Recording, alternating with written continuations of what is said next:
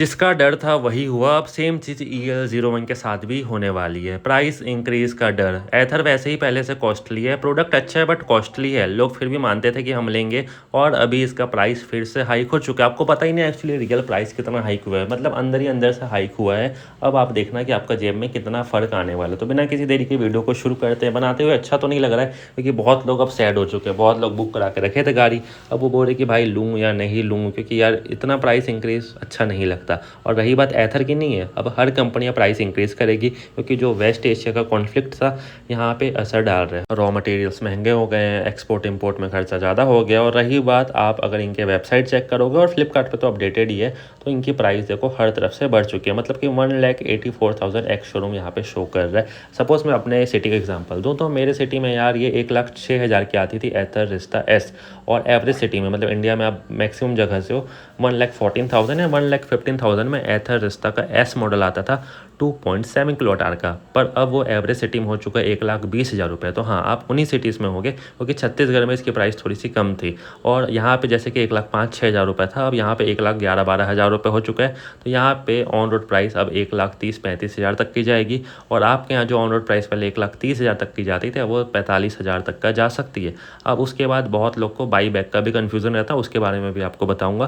तो देखा जाए, अगर आप एस मॉडल लेते हो तो 3,000 तक का, और अगर आप बैटरी अपग्रेड करते हो 3.7 किलोवाट आवर पे जाते हो, या जेड मॉडल लेते हो तो 4,000 रुपये तक का इंक्रीमेंट। और कुछ कुछ शोरूम में तो 5,000 तक का डायरेक्ट इंक्रीमेंट आ चुका है। अब इसके अलावा अगर आप प्रो पैक लेते हो तो उसमें भी आपको 700 से 1,000 रुपये तक का इंक्रीमेंट देखने को मिलेगा।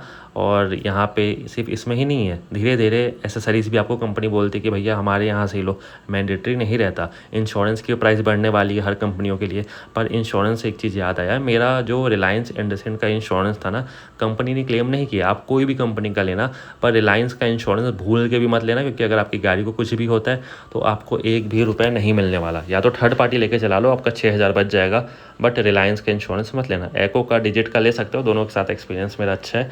कार में डिजिट है मेरे और ओला में एको है, दोनों का क्लेम आसानी से मिल जाता है। बट रिलायंस ने मेरा 20,000 रुपये जेब से लगवा दिया, एक भी रुपये नहीं दिया, सिर्फ प्लास्टिक टूटने का।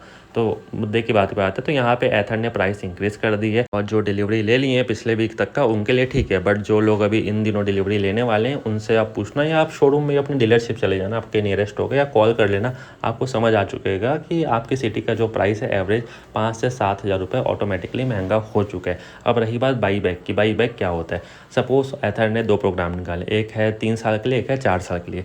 अगर आप अपनी गाड़ी 3 साल बाद एथर को वापस करोगे तो आपको एक्स शोरूम प्राइस में अप टू 60% लिखा है उसमें, मतलब कि 60% तक का मिल सकता है अगर गाड़ी की कंडीशन अच्छी होगी। पर कोई कंपनी ऐसा नहीं करती है। तो सपोज़ आपकी गाड़ी के प्राइस एक्स शोरूम में 1,10,000 रुपये, तो आपको 62-63 हज़ार रुपये मिलनी चाहिए। बट यहाँ पे आपको उतना नहीं दिया जाएगा, आपको कोशिश की जाएगी 35,000 40,000 दे दूँ। अगर कंडीशन ठीक ठाक होगी तो, एकदम सुपर अच्छी होगी तो मिल जाएगा। पर अगर इतनी ही अच्छी कंडीशन है तो आप लोग उसको बेचोगे ही क्यों? क्योंकि 1,30,000 की तो आपको ऑन रोड पड़ेगी और आपके हाथ में आएगा 50 से 60,000 रुपये। अगर एकदम टॉप नॉच कंडीशन है, गाड़ी की रनिंग कम है, सब कुछ अच्छा है, टाइम टू टाइम सर्विस है, तो उसके बाद की मैं बात कर रहा हूँ। और वही अगर आपकी प्राइस 1,90,000 एक्स शोरूम है, 1,80,000 एक्स शोरूम है, तो वहाँ पे आपको 1,05,000 अगर टॉप नॉच कंडीशन है तो आपको मिल सकता है। तो मेरे ख्याल से उतना सेंस नहीं बनता। तो आप बोलोगे ठीक है, जब मूड होगा तो देखेंगे, पर ऐसा नहीं है। अगर सपोज़ आप कल गाड़ी लेने जा रहे हो तो कल ही आपको बाई बैक का पैसा देना पड़ेगा, चाहे वो 4,000 रुपये हो, 3,000 रुपये हो, 2,500 रुपये हो, 2,000 रुपये, और उसकी भी प्राइस बढ़ चुकी है। मतलब कि गाड़ी लेते टाइम ही आपको बाई बैक का सोचना होगा कि हाँ मैं इन फ्यूचर करूँगा, तो अभी आपको पे करने की नीड है, तो यहाँ भी बढ़ गया। और अगर आप एथर का प्रो पैक लेते हो तो भी वहाँ पर 15,000 का वो आता है। तो ऐसे ना ऐसे करके गाड़ी आपकी 1,50,000 रुपये कहीं से भी पड़ जाएगी। बट इनकी भी गलती नहीं है, क्योंकि यार बाहर से सामान ही महंगा हो गया है, बहुत शॉर्टेज हो गया है, जिसकी वजह से, और डिमांड भी आपको पता है एथर की धीरे धीरे बढ़ते जा रही है।